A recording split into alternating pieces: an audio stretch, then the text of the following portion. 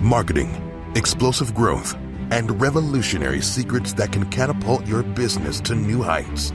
You're now listening to the Underground Marketer Podcast with your host, Tudor Dumitrescu, the one podcast devoted to showing new businesses how to market themselves for high growth.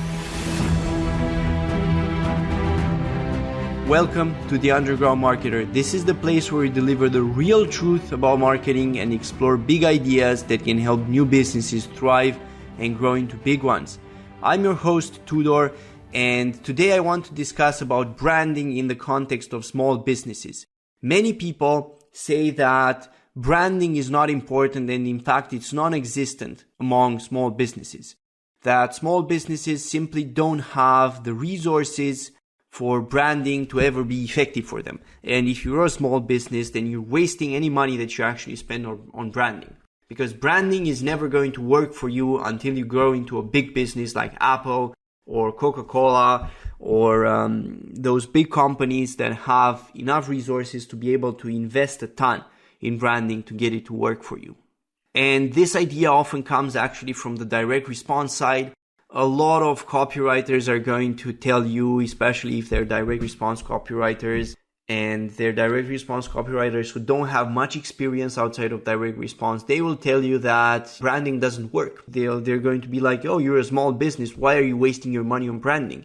You just need to do direct response. But the truth is that direct response itself doesn't always work. And branding can sometimes be more effective, and there are ways to make branding work for a small business. So let's think about why branding works for a big business like Apple or Coca-Cola. Why is that?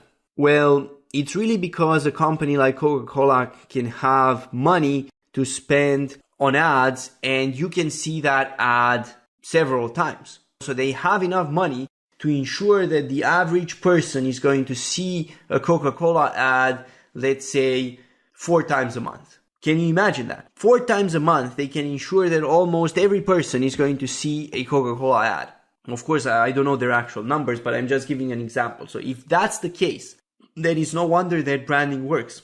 It's no wonder that when the customer sees the product in the shop, he's going to already have positive feelings about it because he's seen the ads resonated with him, and he's already going to start from the point of view of having positive feelings about Coca-Cola and wanting to buy it. So the key here is to be able to deliver the message to the same customer multiple times. That's what makes branding work. So now, how can you do the same thing with a small business? That's the question. And the answer is that if you want branding to work for a small business, then you have to find a sufficiently small pond where your resources are enough such that the messages that you put out there, your logo and so on, are seen multiple times by the same person, preferably 8+ times by the same person. These are usually gated communities that you're going to have to go to make branding work. A lot of people, for example, they go to a business forum like the Fastlane forum, which by the way is a great business forum. I'm also highly active there. They go to a forum like that, and then they build a brand there among the community of however many people they are. They build a brand for whatever it is, whatever they do. Maybe it's email marketing, maybe it's Google Ads. Doesn't really matter. But they just get the same message to the same person multiple times to the point where the branding effect can actually come into play. And then anybody from that community, when they think about who's the Google Ads guy, everybody's going to know who the Google Ads guy is because they've seen his message over and over and over again. They've seen people compliment him and leave testimonials and feedback over and over and over again. So the answer is that as a small business, if you try to do the kind of mass advertising that Coca-Cola does, you're going to be able to have the money to reach 10,000 people, but that's it. So your ad is only going to be seen by 10,000 people, and it's only going to be seen once, and that's the problem. The problem is that you're not able to get the ad to the same person multiple times because you just don't have the resources. Your resources are wiped out and your ads are distributed to as many different people as possible.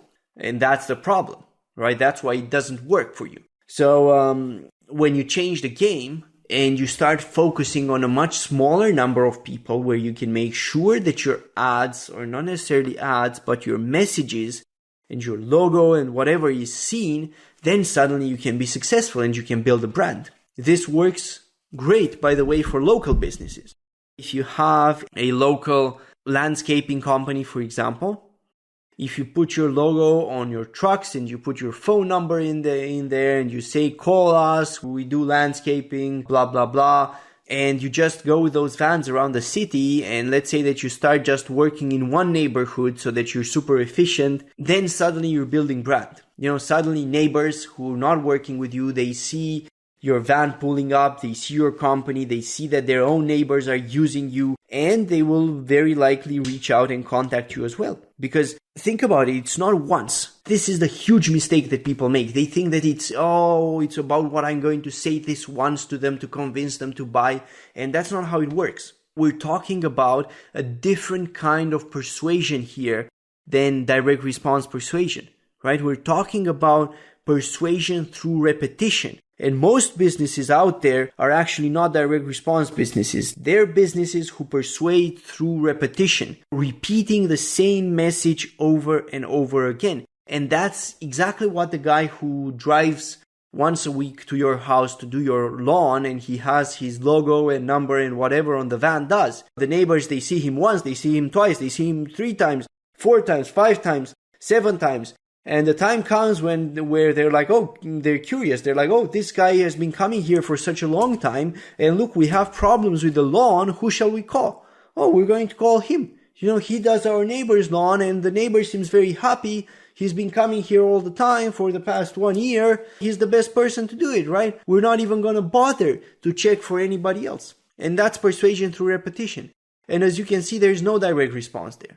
There's nothing. There's no special offer. There's nothing. It's just the same service as probably 1,000 other companies in that city do. But it's just that these guys, they saw the brand of one of them over and over again. They've seen that brand in close proximity to them. They've got the feeling that brand understands their neighborhood because they've seen them working with their neighbors time and time again, right? So that's what actually ends up persuading them. And a lot of people, especially those with extensive training, direct response, don't get this. They still think that it's about the one message and what does the one message have to say that's going to convince people. And I'm not trying to downplay that because direct response can work. People have made millions upon millions with direct response, but effective branding can also work. And most businesses, and I think this is a fact, most businesses out there are built using branding more than direct response. I mean, most business owners, and this is speculation, but I would venture to say that most business owners don't even have a clue what direct response means. Literally. Most. And if you think about how they've built their business starting locally, building a reputation among those people who saw them time and time again perform the job, and then moving outwards and basically extending their presence in other areas.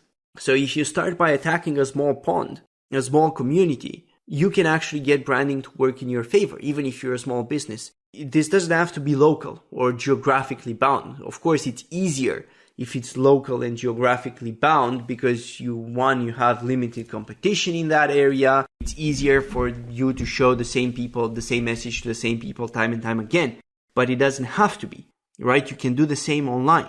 It's just that online, you're likely going to have to find communities and build a presence and a reputation in those communities and get known for whatever it is that you are actually selling. And once you get known for that, people are going to be coming to you to solve the problems that you can actually help solve. Typically, and this is what I will add about online communities, is that you will always prefer communities where there's a high ratio of buyers to sellers. There are many Facebook groups, especially free ones, for example, where pretty much everybody who is posting is a seller. And you can look at the group and you see post after post after post, buy this, buy that, get this, get that, and everybody's selling. There's very few buyers in there.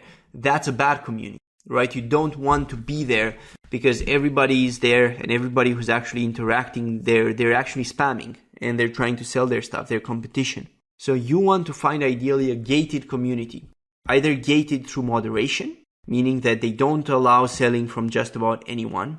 And you actually need to build a reputation there to be allowed to start talking about what you do and what you sell. That's one way. And the other way is communities that you have to pay in order to advertise in. That's either communities obviously that are free to join, but you just have to pay if you want to advertise something, or communities that are paid to join. Good source for leads and for clients for many people is to simply buy a course or a product which has a Facebook community behind it. Basically, doing that is going to get you access to the community. The community is full of people who are proven buyers. You know, they've bought before, and you know that they have bought before, and you have access to them, and you can sell them. You can build brand in a place like that very easily. Because the same people who are active in that community are going to see your message not once, not twice, not 3 times, but tens, maybe hundreds of times before they actually buy. And you're going to build a brand, you're going to build a reputation. All you have to do literally is just be consistent about it, be consistent about your messaging so that people are not confused about what you do and what sort of problems you can help with. And it's going to work by itself from there. You don't have to do anything special. And this is actually why I said that branding is how most people have built their business, because they haven't used any special marketing tactic to grow. They've just taken it step by step pretty much and grew from local companies into citywide companies, into, nationwide companies, and then international companies and so on. And it took time. Of course, this isn't something that's going to be instant. It's going to take time, as I said, but the important thing is that the effects are going to play out and they're going to be long-term effects. You're actually going to build a reputation and the brand in the communities that you're active in, whether those are online or local, and you're going to be able to use that as a way to get clients and to get clients to come to you and to become basically an authority. And because it takes time to build, and it's not a cookie cutter approach, it's not a send this one message and bum instant clients, it's going to be long lasting. Once you become an authority in a community, there's very little maintenance work that you need to do, and people just reach out to you for whatever you're an authority on. It gets basically easier over time as you build a brand. And I think that that's the big value of branding in the long run. And that's why big companies focus so much on building a brand. Because once you build a brand, it's much easier to make sales. You no longer need special messages and special offers and I don't know what, right? You can just sell whatever you're selling. It makes it much easier, basically, to make sales. And that's the whole point of building a brand. And I think building a brand, if you do it the smart way, the way that actually works for a small business, is very powerful. And it does take a long time, so I always recommend that you pair it with some direct response approach that's going to get you faster results as well. But in the long run, this is going to position you as an authority and it's going to enable you to charge premium prices. And people aren't going to question you. They're going to know what your reputation is, what you stand for, and what you can deliver on. The big message that I want you to take home from this episode is that branding is not just for big businesses, and that even you as a small business, and even in fact if you're just selling online, even you can brand.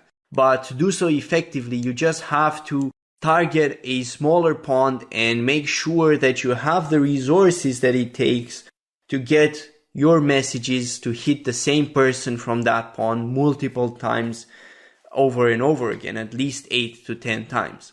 Because that's what makes branding work. It's the repeated number of hits where the same person hears about you. So if you're trying to do branding for a small business, be careful not to get in a pond that's too big and where your message is going to be diluted because it just goes out to many people, but they each only hear it once or twice. That's not ideal for branding. Branding is not going to work in that environment. To make branding work, they need to hear the message again and again and again. and then it's actually going to work out. So that's my big takeaway for you today. As usual, thank you for tuning in and stay tuned for the next episode. And until next time, remember to keep growing your business and providing massive value to the world. You are the reason why we're all growing richer, our freedoms are expanding, and we're all living in greater prosperity. Thank you.